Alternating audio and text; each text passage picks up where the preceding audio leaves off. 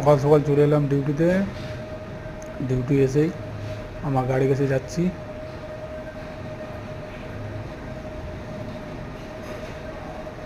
গাড়ি কাছে চলে এলাম সালানপুরিয়া। সালানপুরিয়ায় ম্যাডামকে চাপাবো, চাপিয়ে চলে যাব স্কুলে। যে ছোটো বাচ্চারা স্কুলে চলে এলাম। ছোটো বাচ্চারা নিয়ে বড়ডাঙ্গানিতে চলে এলাম দিল্লি পাবলিক স্কুলে।